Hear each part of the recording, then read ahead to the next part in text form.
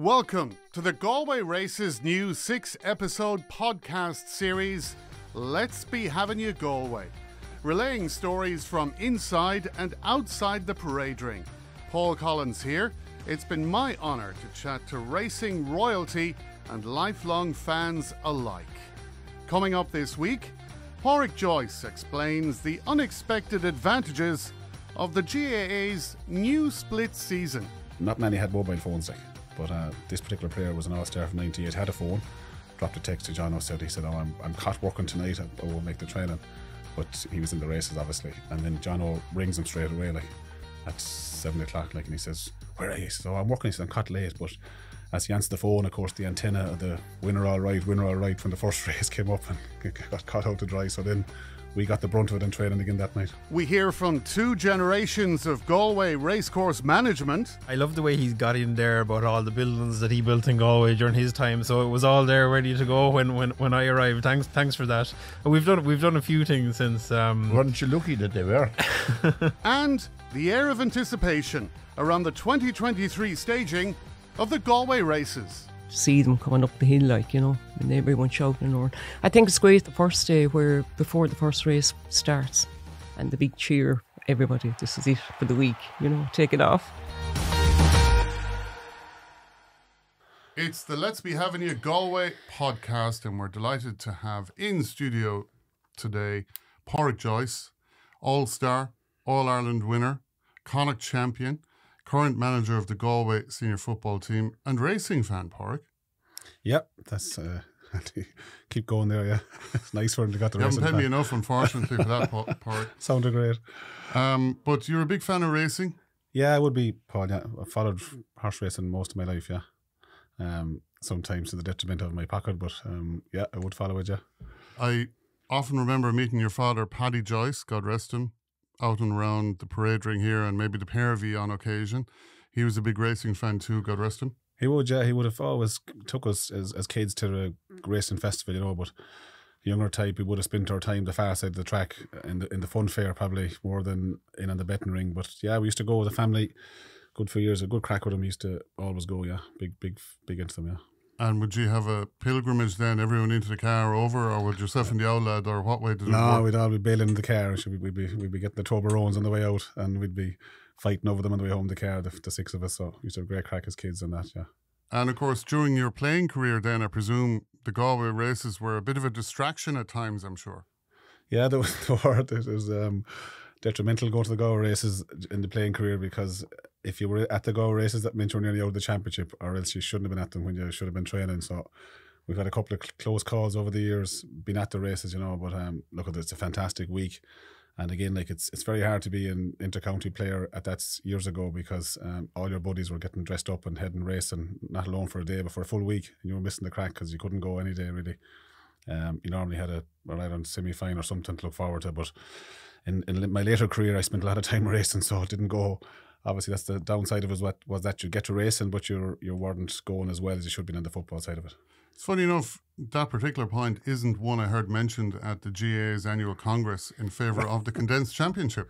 Yeah, that's the plus of the condensed championship now, is that it's over before the Galway races. So to our detriment last year, of course, we lost the final. We came into the race and had to come in on the Monday there was a gig on with Galway, but turned out to be a long day for me in a way, because I had loads of experts telling me what I should and shouldn't have done the day before. But look, you'll come across that. But it's a great week. Our lads last year, for example, they had them spend most of the week there and kind of drown their sorrows in as much as they could, and then they got away for a few days, which is great. A lot of people are complaining about the championship as such, but it needed something to change. And I think everyone that's given out about it should hold reserve on it until the thing is over, and then look back at it and see, was it a good or bad thing. But we were years complaining about the system the way it was. Now we've changed it, we're still complaining. So let's give it a go, and let's see at the end of the year how it's turned out, or what needs tweaking, what doesn't, what does. So tell us about PJ personnel and managing Galway senior footballers and minding the family and trying to squeeze in a few days at the races. I mean, there's a lot going on there. Yeah, there's a lot going on, Paul. Yeah, we set up PJ Personnel in 2010, Stephen Tracy. So it's a business. It's a recruitment company in construction recruitment. Tracy, your lovely wife. Lovely wife, yeah. So we basically deal with deal with all the kind of the main contractors in the country for building, which again, a lot of them will be involved in GA heads, and unsurprisingly, there's an awful lot of them actually from Mayo that will be involved in companies, and you're kind of going into them looking for work off them, and they're kind of looking at you as if you have two heads, thinking, yeah, we'll listen to them, but we won't give you any work, or we'll give you a little bit of work. And I remember when I was in my playing days, certain people from Mayo in the building companies would say to me, yeah, I wish you well on Sunday, I hope you play well and I hope you get bet. But it's good to look at the companies going well. It's set up for now, 10, 11 years, so it's busy, very, very busy. We'd have numerous staff, maybe 17 or 18 staff in the office directly, and we would have probably anything from over 300 to 350 working on the sites for around the place. Fluctuates up and down a little bit, but it's busy, yeah. But look, again, I've good staff in the office there looking after it, so taking a little bit of a backseat from that because the football side of it is busy as well to keep everything, And how are you managing time-wise then? Because football management, inter-county management at the level you guys are at is a big commitment. Yeah, it is. It's a huge time constraint, Paul. Obviously, when you play, like, all you have to worry about when you play is yourself and to make sure that you're right and that your body's in shape. But whereas when I go into management, I'm obviously come in very raw and very kind of naive. I'd only spent a year with the 20s and the job came up, so look, I basically had to put my name in for the hat, but myself and the late great Liam Kearns, two of us were going to the Winford, and we'd a bit of crack. Still hard to believe he's gone. Hard to believe, like a lovely man, gentleman, like, and brilliant GM man, like, we'd actually obviously both gone for the same job and all that kind of stuff. But look, we'd great crack in the corridor before we went into interviews, and then we were compared notes about the county board and we came out and that kind of stuff. But we don't have time to get into that. No, right now, unfortunately. But I'll tell you, I know he won't mind me telling this, Liam, a really funny thing he said to the county board going, came to the final closing statements. I think his was like, you have a Formula 1 car here, he says, in the team, and you're going to put the novice driver in charge of it. He said, I'm more experienced than that man. But we had a good laugh about it later on when he told me. But gentleman, yeah, in fairness to him. It's radically different now than even when you were playing. Yeah, 100%. I think football has changed a lot. Obviously, different things over time has changed things. Like there's Tyrone no 3 changed the blanket defence stuff. Came back. Then to me, then Stephen Cluxton probably on his own changed football a lot as well. Kicking the ball out is now becoming nearly obsessed with the quarterback of kicking the ball out, whereas we like to kick it long, and at least if we give it away long, we're not giving away a goal chance straight away. But it is becoming a bit more like a basketball type thing where it's possession based, and it's easier to mind the ball, hold the ball. It's not pretty to watch at times, don't get me wrong. I sometimes I don't like watching it, but you have no choice in the games you play. Like, you have to, that's the challenge, is to become better tactically, that you can break down these systems and inject more pace into the game and all that kind of stuff. But again, if you've got good natural players inside, the quicker they get the ball, the better, because I was always told, like, nothing moves faster on the pitch than the football. So we do try to move it, but it is hard and it's frustrating. I know I can see people concerns and frustrations in watching the games, but I totally understand them. But again, we coach the guys to try and break this down. We don't go try to coach to be the way we are, but it's just if you try and go out and play fancy football nowadays and play all attack and stuff, you're going to lose. You're going to get beat, like. And when you were playing, did the Galway Races ever catch you out because you weren't benefiting from a condensed GA football championship at that stage? I had plenty of time. There was one year in particular, I think it was 2000, we had won the Connacht final on the Sunday. And sure, of course, lads will go racing on Monday evening, it's great. Like, so I think we got probably in the Bridge Bar in Tuam to Dave Cohen just to run a great bus that time. He still does. On the Monday evening, you get into the races, and be back to the bridge afterwards. But I think we stayed in town that night, and then we're training on the Tuesday night. So we didn't go Tuesday, but by God, did we suffer in the training when O'Mahony heard we were racing. So that time we did like 14 400-metre runs or 14 150s, whatever it was, massive runs. 14 200s or 15 150s, I forget.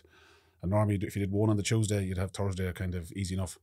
So nearly died in training Tuesday night. Then we decided, right, lads, we'll go again training. We'll go again, because we weren't playing for about that stage. I think we had about 4 weeks off that stage, like, for an Ireland semi-final. And so we'd racing again Wednesday. And he got wind of it that we were racing. And we went training Thursday. He nearly killed us. But there was one particular player missing, and I won't hang out to dry, but he didn't show up for the training on Thursday, but he just, that time, like, phones, like, as well, you have to realise where we got mobile phones as an all-star prize in 98, like, so there were only, not many had mobile phones, like, but this particular player was an all-star from 98, had a phone, dropped a text to Jono, he said, oh, I'm caught working tonight, I won't make the training. But he was in the races, obviously, and then Jono rings him straight away, like, at 7 o'clock, like, and he says, where are you? So I'm working. He said, I'm caught late, but as he answered the phone, of course, the antenna of the winner all right from the first race came up and got caught out to dry. So then we got the brunt of it in training again that night. Really hard session. The all-star player in question, is he in the studio right now? No, he's not. He was at training suffering, Paul. Oh, stop. And you had a brilliant career, Aussie rules in Australia and everything else. But in my innocence, I was only starting off reporting in Today FM when you won your All-Ireland. And in Tuam, which I still think is one of the great homecomings of the 2001 All-Ireland winning team, in my innocence, I thought the Saw Doctors were after writing a song in your honour, the Joyce Country Ceilidh Band, which rang out across Tuam Stadium on that famous night 22 years ago. Yeah, imagine that long ago. Yeah, I thought as well. I didn't think that though, Paul, that was the song for me that time, but I think a lot of people thought the same as you. But no, look at the boys, or the Leo and the lads that always be around the town there. Great, they're great guys, great supporters of the GA. Like, and they land in that time in the pubs in Tuam. Going back to that, you'd have really funny. Like the day after matches, that time was great crack, and the Monday Club, as it called it at the time, you'd go in and Sean Purcell would walk into you and he'd sit down, buy you a drink and wish you well, and Leo would be in playing songs with great crack that time. But yeah, the homecomings, we could have another one now again, because it's a long time ago, as you say. And even this year, in the Connacht final this year, we had to go and do the 25-year wave from 98, and you felt really old. My young lad did it, Charlie asked him to do it, but it tells you how time is flown by, Incredible. And you are dabbling in ownership. Yeah, well, we bought a couple of horses there last couple of years, say, but years ago I was involved with Joanna Morgan, the trainer. We had a couple of shares and tails and legs and two horses called Gigolo and Joad. So we had a really good night one night down in Ballinrobe Races, I think was Joad, where Joanna says, yeah, he'll win tonight. Like, she knew he was in good form. So we actually had lost the club championship match, backdoor system, the day before. Milltown, our club men that I was involved with, John Concannon, Cathal Sheridan, a few of them fellas, they had beaten Corofin, which is a big surprise. So we were all in the Bridge Bar. We were drowning our sorrows. They were celebrating. And I said, lads, this horse is going tonight in Ballinrobe. So we got a bus down. And we go, sure, bring all the money we had in our pocket down with us. Back the horse wins. We had a great day out, Wow. And then in the last couple of years, I think I ended up bought a couple of horses through Michael O'Callaghan that I was involved with before. So I got two horses there with him. One was Padraic Joyce, called after my father, and then I called another one after the kids, Charlie, Ava and Jody, called Chavajad. And Chavajad won for us in Ballin in Roscommon in a race. I wouldn't be huge in them, but just a bit of crack at the time. But Padraic Joyce turned out not to be the horse he was supposed to be. And I was told then lately that Chavajad, let him go from Callahan's, like even though they spent 2 years training, that he wasn't great, but because he was here last year very soon after your All-Ireland disappointment, shall we say, and there was a very sad photo of you, I think, up in the stand looking on. Yeah, he ran in Galway, and so the lad said he came closer to last than he did to first. But anyways, I moved him on from Callahan's yard onto to Johnny Murtagh's, because I was saying to myself, I wouldn't spend a year and a half training footballer if I knew he wasn't going to be any good. But anyways, he goes into Johnny, and Johnny had him for a while, did all he could with him, had him in Dundalk, and Johnny's a great fellow, and really honest and famous. And so Johnny said to me, look, it doesn't look like there's much more in him. He said he's hit the roof of the ceiling, maybe move him on, get a few pound. So basically give him away for about 10% of the price I paid for him. So I turned around, sitting at home last Friday, I seen he was running in Leopardstown, and I said to myself, surely to God he'd probably win this race in Leopardstown. He was 50-1. So I stuck a few pound on him just for the crack, and absolutely hosed up, and I was thinking, this is horse racing, it's great fun, it can be great, but again, the horses are like humans. I understand there's good days and bad days, but of course I rang Johnny straight away. I said, Johnny, says, what's that man doing with the horse that you couldn't do, At least you made €100 back. I wouldn't say it was 100, Paul, but it's I could do it a bit more now. After 2 years training and buying them, you could do it a bit more. But and is there a way to judge a winner in Galway? Obviously it's a very demanding track. You have a hill, this, that and the other. How do you pick your winners here? As long as you're not buying them. Yeah, look, it's Galway. Every horse that runs in Galway, that's the big thing, as I found over the years. This, what runs there, there's going to be maybe 800 horses running in Galway every year. But there's only one come in a race. But every horse that runs in Galway is primed to win in Galway, because it's the big local track. You'll always hear every year when you end up, there's local trainers, there's local jockeys, or there's local syndicates that win races. You see them jumping around the place having the crack, and it's very, very hard to get winners in Galway, and the people that do are very, very lucky to get them. Yeah. Well, listen, it's great having you in here, Padraic, and I'm sure, you know, it's one of those festivals and one of those sporting events that's great to have on your doorstep, isn't it? Oh, it's great. Like, even, you know, you wondered years ago, as I said there to Michael outside, you know, why they didn't do it twice a year. It's so good, but it'd probably take away from the event of it, and if it was twice a year. But, you know, normally when we were kids, like, you see racing coming along, you know, you had to have the hay home and the turf done, because you wouldn't enjoy the race if you couldn't, you know, and the football was up or down depending on where you are. But it's a brilliant festival, and it brings such income into Galway. And even in my game, like in the building trade, you know, I'll be talking to people, and it's the builders' holidays coincide with it as well, where it's, you know, the 2 weeks are off, and it's a great buzz around the place. And even lads, like a lot of lads in Galway here, my friends of mine, would book their holidays around. So the place really shuts down, and fellas go in and they get dressed up day in, day out, and, you know, they enjoy the 4 or 5 days in there, or whatever they do. You know, normally by Friday they're getting a bit tired, and maybe Saturday, Sunday becomes kind of the family days or the real diehards, but it's a brilliant week. Have you a tip for surviving the week in Galway? Oh, I think go hard Monday, pull the handbrake a little bit Tuesday, Wednesday, and go hard again Thursday, Friday. That's what we used to do. But old age now is catching up, so I'd say moderation, Paul. You know yourself. And come here, will you have a representative on the track? Will you have an entry this year, do you think? Definitely not this year, no. I'm hands-free this year, so I'm nothing left now. Well, listen, it's been an absolute pleasure chatting to you, as always, Padraic. Thanks for coming in. Thank you. 2 generations of the Moloney family have steered the Ballybridge ship in recent years. From Knocklong in County Limerick, John Moloney, and the current manager, Michael Moloney. Time to find out the answers to simple questions like who the best manager was. Welcome, Michael Moloney.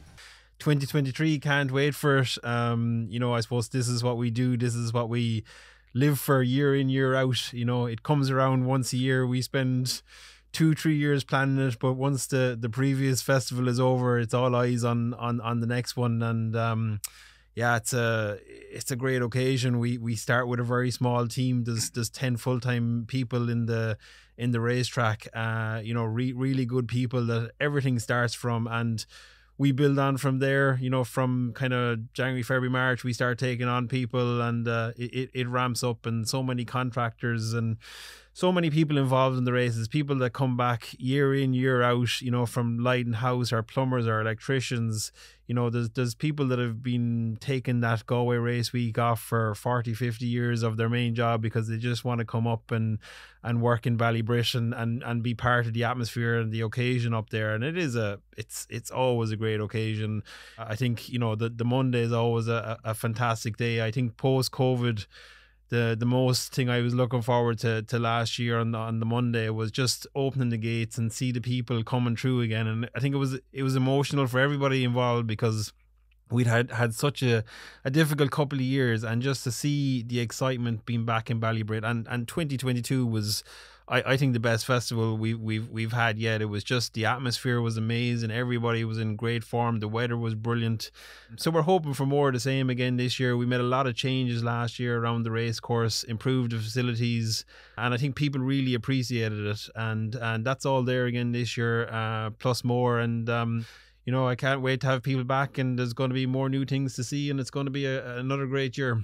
People just love to be part of it. The horse racing is great. The industry is a massive support. You know, we have all the top trainers, jockeys. They love coming to Galway. Why do you think? I suppose, look, it's testament over to the years of the work that's been done in the race course.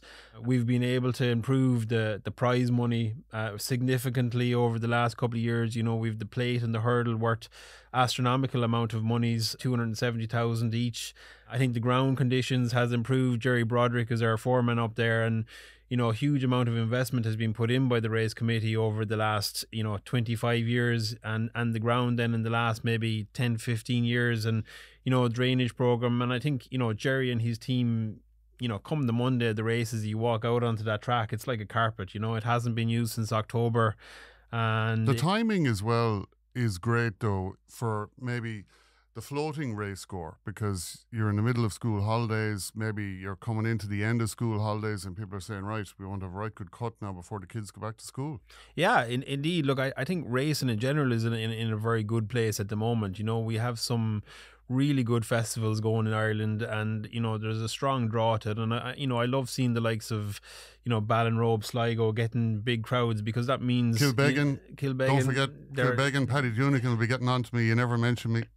They're once those courses are going well and getting big attendances, it generally turns into people wanting to come to Galway. And I think we've probably changed over the years as well, and while racing is central to Galway and is part and parcel and everything of what we do, it's become more and more of a festival. So it's not just attracting the race and punter, it's the people that want to come down for the music, for the crack, for the atmosphere. We're so lucky to be so close to such a great city as well. The party continues in town, the hotels and pubs, everybody gets involved. It's Taxis, a great restaurants. campus for all that. Really great. Everything really works, doesn't it? Yeah, not too it's far just, from anything. everything works, and I suppose everybody in Galway looks forward to the races. The summer calendar in Galway, things happen in Galway either before or after race week. That's how the calendar works in Galway, and that's always been the case. So just talking to people even in around the city in the last couple of days, people are so looking forward to it. Businesses are getting prepared, ready for it. It's a highlight of everybody's summer, really. Can I ask you one or two highlights this year before we kind of look at how it's changed over the years? Look, I suppose the racing is always the highlight. I think if we saw Hewick, who won the Galway Plate last year, and obviously owned by trained by Shark Hanlon, gone on to do some amazing things around the world, win the American Grand National, and I was speaking to Shark a couple of weeks ago, and he's certainly aiming to come back to the Galway Plate again. And I think that story, that racing story, captured the public imagination. And I was talking to Shark that day to see would they bring Hewick back even just to parade around Galway, because I think people would love to see him. So to have him back and competing in the Galway Plate this year would be, I think, amazing. I think it would draw a huge crowd. We've so much going off course as well. We've introduction of somewhat of a dodgy scenario. I'll have to blame our sales and marketing manager if this one goes wrong, but if it goes right, I'll take the credit for it. But we're introducing a kiss cam at Galway Races this year, so you want to be careful who you're standing beside. Very good. That's nearly a podcast in itself, so we'll park that for the minute. Michael, I want to ask you, how do you think the 2023 festival stacks up against, say, years ago? That's a difficult one, I suppose. It is. Say, take 20 years ago. Oh, it's changed so much. I suppose I Are you doing a better job maybe than was the case 20 years ago? I suppose I moved on to the racecourse when I was 4 years of age, so I've been around it a long time, and I think everything is so drastically different. I think the one thing that hasn't changed is the crack and the atmosphere and the entertainment and the getting together. That's definitely the same, but outside of that, from 20 years ago, it's vastly different in many ways. Well, there's one way to find out whether it's good, bad, or indifferent, or an improvement from 20 years ago. Now I'm in trouble. You're in trouble now, because joining us in studio is John Moloney, the former manager of Galway Racecourse between 1989 and 2015, and father of Michael Moloney. John, welcome. Thank you. Is your son making a hames of the whole setup, or is he doing a good job, or what way do you read it at the minute? Well, I think he's doing an excellent job. He's biased now on that one. I don't think much has changed in one way since 20 years ago, because there were still maybe 50 races, 50 winners, and a lot of people made money and a lot of people enjoyed themselves. So I think that's the big thing about Galway, that people love coming to Galway. Now, the facilities have changed an awful lot since that 20 years ago, or maybe a little bit longer. I must take responsibility for a lot of it myself, but I think our committee, the Galway Race Committee, were an excellent body of people down through the years, and I had the pleasure of working with Lord Killannon, who was a member of our committee at the time, our great chairman, Paddy Ryan, who had terrific foresight to push the whole thing forward and start to redevelop the racecourse.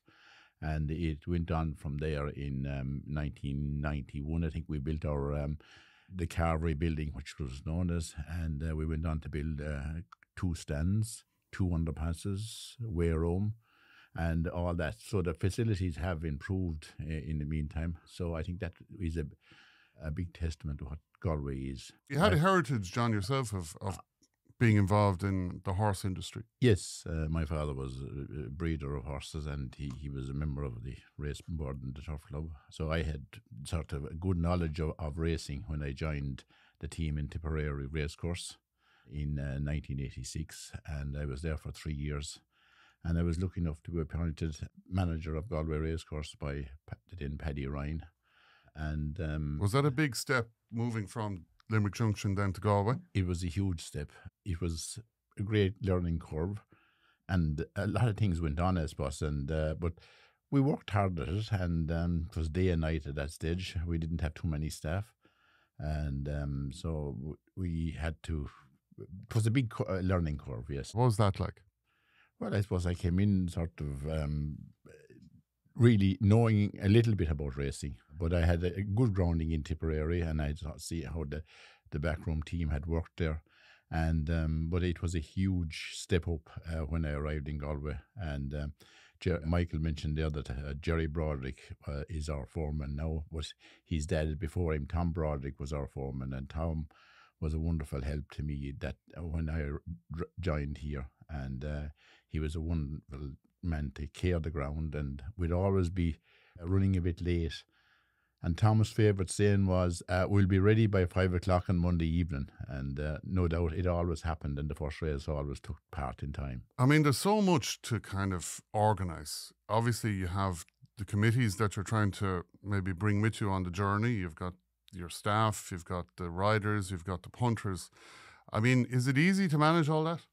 Well, I suppose it was, but a few little things, I suppose, like that you always, to manage the committee was a big thing, and to keep them going in the right direction. And I think one of my favourite things was to make sure that the chairman's wife was happy, because it was easy after that. And we had a great ladies committee, and they used to work very hard as well, and the committee itself. And as I say, Tom Broderick was our foreman. A lady called Mrs. Gillen was ran our office, really. And we had a very small team at the time. And that time, when I started, the Galway Plate was the main focus of the week. And that was run on the Wednesday. And once that was over, it was easy to run the next 3 days. And then it went to a 7-day meeting, and the work increased. It went on, as I said, we had 6 days when I arrived. It went in 99, I think it went on to 7 days. So we were just wondering what were we going to do about people going to Mass and coming to the races on the same day. So we decided that Father Ryan, who was the racing priest at the time, would say Mass in the parade ring, and that has continued. So anytime I ever met Father Brian in Cheltenham in March, he'd say, am I okay for the gig again this year? And he really enjoyed coming to Galway. Maybe a confession box might be good as well to get absolution at the end of the week. That could be worth looking at, Michael, down the line for a new initiative perhaps. And Michael, then you got a handy gig. Sure, the father was in there. You were parachuted in, some would observe, but then when we look into it a bit deeper, you had actually been working and doing your apprenticeship abroad before you were appointed to Galway Races. So you didn't just walk into the job just because the father was there. Yeah, I love the way he's got in there about all the buildings that he built in Galway during his time. So it was all there ready to go when I arrived. Thanks for that. And we've done a few things since. Weren't you lucky that they were? Yeah, well, we might be struggling now. I remember when I arrived, there was a journalist came down, and she was talking about nepotism in the racecourse, and my father quickly pointed out that we've never heard of the word and we don't know what it means, but it's definitely alive and well in Galway if you take it that John mentioned there, in the early days of his career, you had Paddy Ryan, who was chairman of the race committee. John was the manager, and Tom Broderick was the foreman. And as we sit here now, Anthony Ryan, who was Paddy Ryan's son, is the chairman.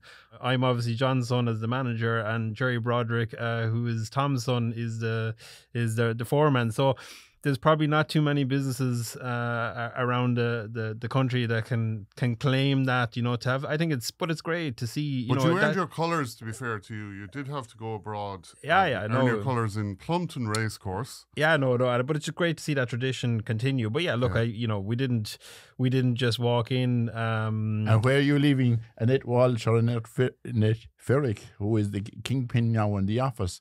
And her dad used to do the cutting of the grass and rolling. And one day he came in to me and he said, would you have any job for a little girl of mine? And Annette got the job as an assistant in the office, and she's still there now. And I'd hate to say how long ago that was. Well, John, I'm glad you're still running the place. I'm glad you're here today, because the young fella could be going all sorts of directions, but you're keeping them under control here, which is good. But no, yeah, look, I obviously I was around the racecourse for a long time, and went off then to college in Maynooth. I did a little bit of time in working for horse race in Ireland. Came back to Galway, then did my accountancy training in a good practice in Galway, DC Gilligan as they're now known, and went to a hotel. Then after that was financial controller there for a while. The Connacht Hospitality Group, they're a great partner of ours at the moment. And I suppose, you know, having grown up around the race course and, you know, family so involved in it, you know, my brother Eamon is big into the racing side of things in terms of breeding as well. And I just loved working in the race course when I was younger. You know, I started working there when I was 10 or 11, cutting the lawns. And so, you know, as time... He didn't tell you that he used to have a little enterprise on the side. No, I kept that quiet, John. And that time, the marquee men, the toad people, RT used to arrive on the race course about maybe a month before the races. So Michael decided that he'd have an on-site shop. So himself and his cousin Seamus Ryan used to cycle around the racecourse every day at lunchtime and sell cans and potatoes and all to all the different people. So I think that's where he got his entrepreneurial. We had to make a few quid somewhere. But yeah, no, that those were the memories, you know, of being so involved in it. And I suppose I loved being part of the people coming to the races, and, you know, worked on the turnstiles for many years. And I suppose I was working then in the hotel and always wanted to get back into it, and I just felt that, you know, to do something else and to do it somewhere else was probably a good route. So I went over to the UK originally as a financial controller in Plumpton Racecourse down the south of London, and had a great time there, and was eventually appointed the CEO there, and was a number of years there. And one day, it was actually out of the blue. I don't think many people knew John was planning on retiring from Galway Racecourse at the time. I don't think anybody really knew. I didn't know either until I got a call one day from Terry Cunningham, who was the chairman of the racecourse then. And he asked me, he was a man that used to regularly be over in London, and he just said, would you pop into me for lunch one day in London? And he just asked then would I be interested in interviewing for the job. So there was a long process there afterwards. But you know, did you ring the father then and said, you never told me you left that job, what's going on? Yeah, well, his mother didn't know he was going to Plumpton either. Yeah, look, lads, it's all coming out in the wash now, lads. I had a great 4 years in the UK. I went for 2 and you know, stayed for 4 or 5, and I suppose, you know, I had planned to probably stay over there a bit longer. As I say, I didn't think that John was retired, and in fairness, I was very young at the time. I never expected to be coming back to Galway. It didn't cross my mind. Delighted to be coming back and had the opportunity to get going in Galway and continue to, I suppose, what John and the committee had done to date, and you know, he's claiming for all the facilities. We have done one or two things since then. We have a new champagne building that's built to nice. The Wilson Lynch building. Good place to observe. People still call it the champagne tent. I don't get. That was designed before you came. Jesus, we're in trouble now. Does he looking for the job back? Is he? And was it a big decision, John, to go? I had decided that once I reached 65 that I would retire. It was a great place to work, but it was becoming a very, very, for a 65-year-old, was becoming a fairly... Oh, you're fresh. You're not looking anywhere like it. Gig. I was thinking about it last night, you know, even in terms of the racing side of things. The house that we live in is on the racecourse as well, and you know, the phone in the office was the same phone that used to connect up to the house. So every day when the girls left the office, Annette probably, they used to have to switch the phone up to the house, and it was like, it reminded me of the story about leaving on the immersion in Ireland. If the phone wasn't switched up from the office, there used to be chaos, and you'd have to go back down to check it and make sure the phone was switched up. And then coming up to the races, and if your mother wasn't there to answer it, yeah, well, that's what I was going to say. You know, at 6:30 in the morning, John had be gone off to walk the course to see what the ground was, and the phone would start ringing, and you could hear my mother trying to get out of bed to answer the phone to the trainers to give them the latest ground description, and he wouldn't be back yet, so she was probably making it up based on what it was from the day before. Hold on now, I'll have a look out. I'll pull back the curtains here now and have a good look. That's what John Francis King used to say. The first time I ever put on these headphones that we have on us now, it was an interview in Galway Bay. And the guy who was called John Francis King, I think, that used to do it. And one of the last questions he'd always ask me was, John, what's the weather forecast? And he'd say, and I must pull back the curtain to see what he's doing outside. Way back, all the traffic came across the track, and the people then came across the track in front of the stands as well to get into the racecourse. And one evening, just before the first race, the buses were coming in. It had rained a lot, and one of the buses got stuck on the track. The horses were going down for the first race, and I think it was Kevin Manning had a near accident with crashing into a bus. So would have been a great photo. And it was the same thing. We used to have the people on the hunt, people on horseback, to make sure that, to clear the track of the people going across in front of the stands before the horses would go out for the first race. So, like, all those developments helped to run the place and made it much more easier. Would it be fair to say one of the most successful trainers in your time, John, and probably still to this day, was Dermot Weld? I mean, he was known as the master of Ballybrit.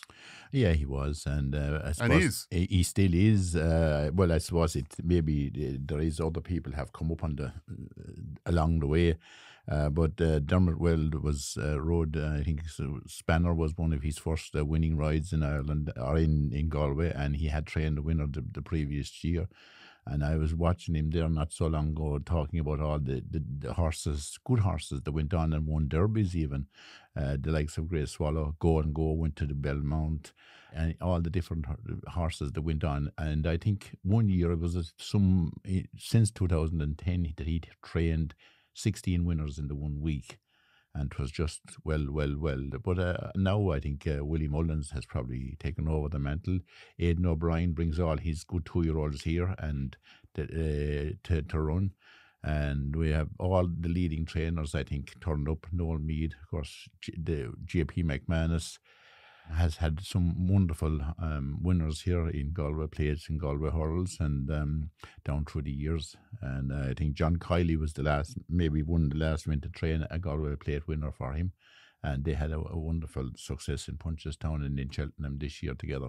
I want to ask you about the track itself. Do you have to water the track, or do you get pressure from trainers to water the track? What's the story there? I think, probably that's changed over the years as well. Another thing John introduced in Galway was the Briggs system, which is the system that we use to water the track. I think, was it the first place in Ireland that put in a Briggs watering system? Probably was, yeah. Yeah. What does that involve? So that's a system that we have for, I suppose, just providing, a good quality irrigation to the racetrack itself. We can put it out in terms of number of mills in different areas of the track. It's a huge manpower facility. Could you change facility. the going at the press of a button?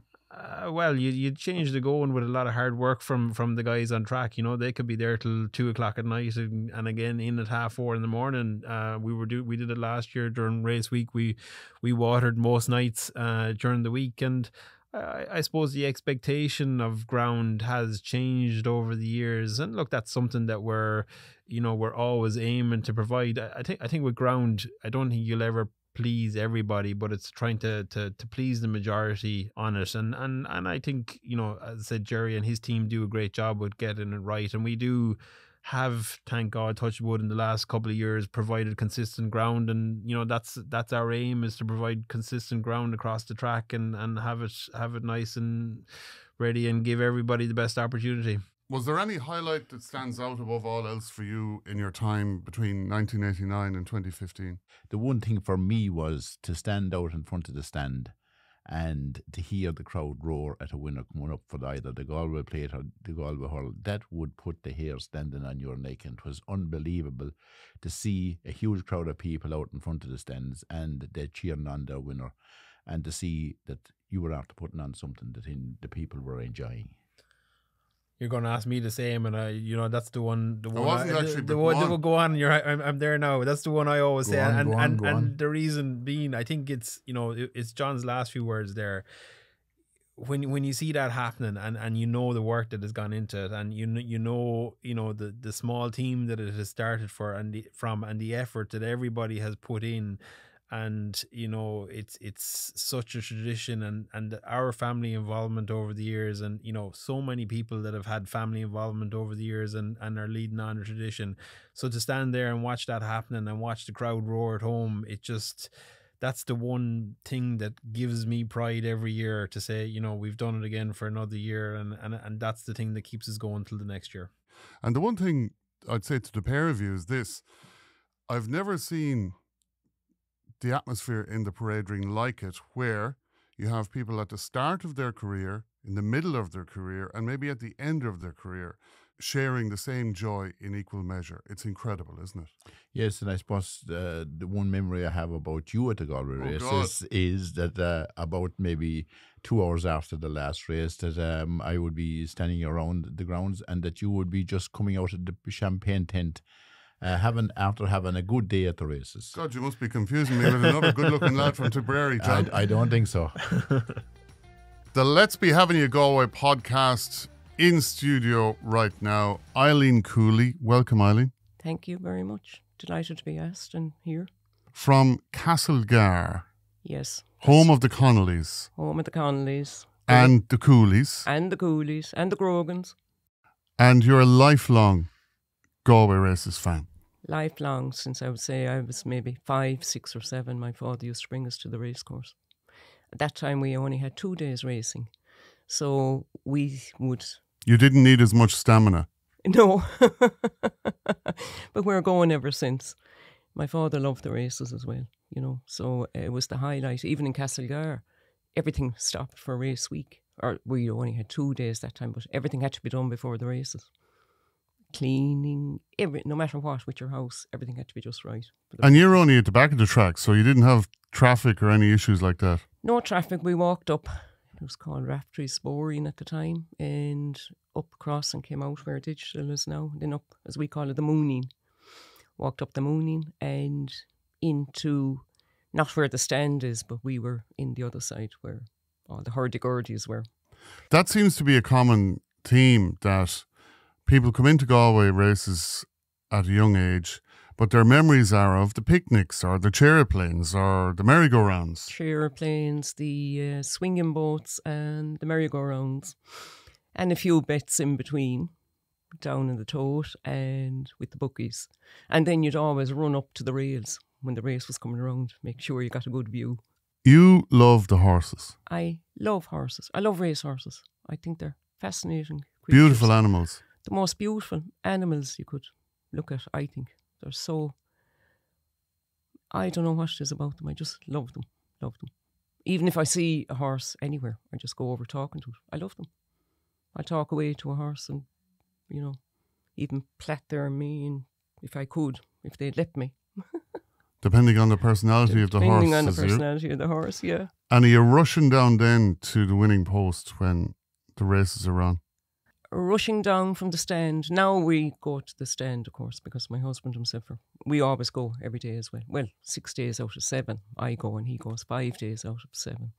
So straight away after the race, up to the stand for every race, back down to the winning post and have a look at them coming in. I love to see them coming in, first, second and third. The noise and the speed is incredible to witness up close, isn't it? Oh, yeah. It's and the power. And the power. My God, they passed the stand there at some speed. And to see them coming up the hill, and everyone shouting and roaring. I think it's great the first day where, before the first race starts, and the big cheer, everybody, this is it for the week, take it off. You were telling me that out of a trip to Oramore after racing, you struck up a lifelong friendship. Yes. Every evening after the races, years ago, we used to call in Oramore on the way home, and there was always music and dancing. Great fun afterwards. So we're in a pub in Oramore. It was the Boston Arms that time. I think it's the Porterhouse now. And we met up with a Kerry couple who were on their honeymoon in Galway for the races.